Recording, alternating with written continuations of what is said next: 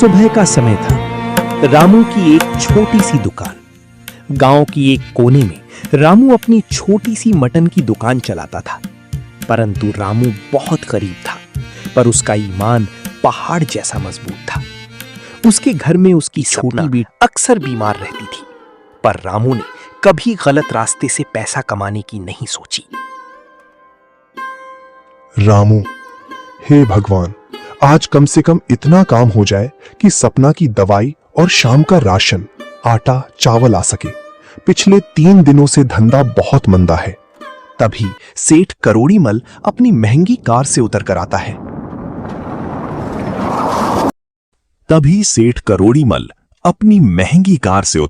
है। सेठ करोड़ीमल, ए मटन वाले, जल्दी से 5 किलो सबसे अच्छा मटन तौल। देर मत करना, मेरे घर पर शहर के बड़े बड़े लोग आने वाले हैं। रामू बोला, जी सेठ जी, अभी देता हूं। रामू मटन तौलता है। सेठ जी, ये बिल्कुल ताजा है। सेठ करोड़ीमल फुसफुसाते हुए, देख रामू, तू गरीब है। मैं तुझसे रोज मटन लूंगा एक दाम पर, और अगले हफ्ते से मुझे सड़ा हुआ पुराना माल देना शुरू कर। मैं उसे मसालों में मिला दूंगा, किसी को पता नहीं चलेगा। जो पैसे मिलेंगे उसमें से कुछ पैसे तुझे भी मिला करेंगे। तेरी मटन की दुकान भी चलती रहेगी और मेरी भी, समझा? रामू हैरान होकर सेठ को देखने लगा। रामू डरते हुए बोला, सेठ जी, पेट की भूख मिटाने के लिए मैं किसी के स्वास्थ्य से खिलवाड़ नहीं कर सकता। गरीबी मंजूर है, पर गद्दारी नहीं। सेठ करोड़ीमल गुस्से में आग बबूला हो गया और बोला, ज्यादा ईमानदारी मत झाड़। याद रखना, ये शहर अमीरों का है। तुझे ये दुकान यहां लगानी भारी पड़ेगी। सेठ करोड़ीमल झुंझलाता हुआ वहां से चला गया। रात का समय, एक छोटी झोपड़ी। सपना बिस्तर पर लेटी खांस रही है। रामू की पत्नी रोटियां बना रही हैं। सपना, पिताजी, आज आप मेरे लिए खिलौना लाए? रामू आंखों में आंसू छिपाते हुए, बेटा, आज तो नहीं, पर जल्दी ही ले आऊंगा। अभी तुम ये दवाई पी लो। सपना बेटी। रामू की पत्नी बोली, सुना है आज सेठ करोड़ीमल आपसे नाराज होकर गया है। वो बड़े आदमी हैं, उनसे लड़ाई झगड़ा करना ठीक नहीं है। सब परेशान रहते हैं उस सेठ से। रामू, जो इंसान दूसरों को जहर खिलाने की बात करे, मैं उसका साथ नहीं दे सकता। ईश्वर सब देख रहा है। अगले दिन दुकान पर रामू काम कर रहा है, तभी इंस्पेक्टर विजय 2 सिपाहियों के साथ आता है और सेठ करोड़ीमल पीछे खड़ा मुस्कुरा रहा होता है। इंस्पेक्टर विजय ने बोला, रामू, हमें खबर मिली है कि तुम अपनी दुकान में मिलावटी मांस बेच रहे हो। तलाशी लो इसकी दुकान की। रामू घबराकर बोला, साहब, ये झूठ है, मैंने कभी ऐसा नहीं किया। सिपाही दुकान के पीछे से एक थैला निकालता है जिसमें कुछ खराब मांस छिपा होता है, जो सेठ ने पहले ही वहां रखवा दिया था। गिरफ्तार कर लो इसे। रामू बोलता रहा, साहब, मैं बेगुनाह हूं। तभी सेठ करोड़ीमल भागता हुआ आता है। देखा इंस्पेक्टर साहब, मैं कहता था ना, ये गरीब लोग बाहर से शरीफ और अंदर से चोर होते हैं। पुलिस रामू को लेकर चली जाती है और इधर सेठ करोड़ीमल मन ही मन में बोलता है, अब पता चलेगा इसे कि मुझे ना कहने का क्या मतलब होता है। रामू सलाखों के पीछे है। तभी एक सिपाही दौड़ते हुए आता है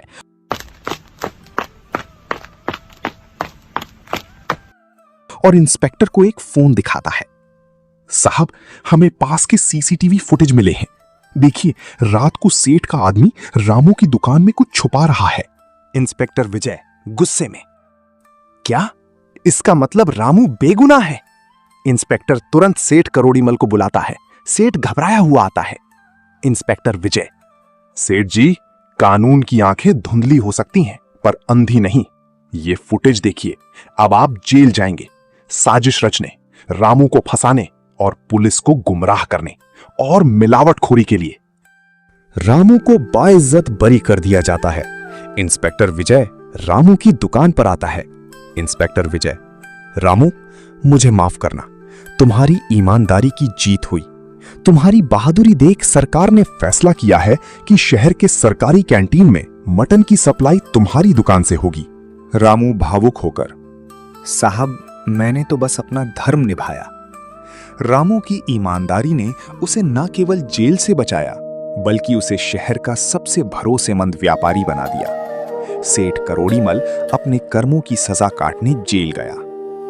ईमानदारी की रोटी बेईमानी के हलवे से कहीं ज्यादा मीठी और सुरक्षित होती है। सत्य को परेशान किया जा सकता है लेकिन परास्त नहीं।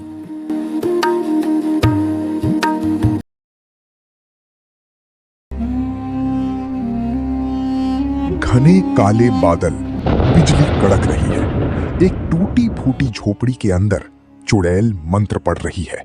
उसके हाथ में एक चमकती हुई कुल्हाड़ी है। माया खिड़की से डरते हुए देख रही है। अंधेरी वादियों के बीच एक ऐसा जंगल था जहां परिंदे भी जाने से डरते थे। यहां रहती थी काली, एक शक्तिशाली चुड़ैल और उसकी बेटी माया। काली चिढ़कर बोली, माया, अंदर जा और सो जा। आज रात मुझे अपनी शक्तियों को जगाना है। इस जंगल का सबसे पुराना पेड़ आज रात खत्म होगा।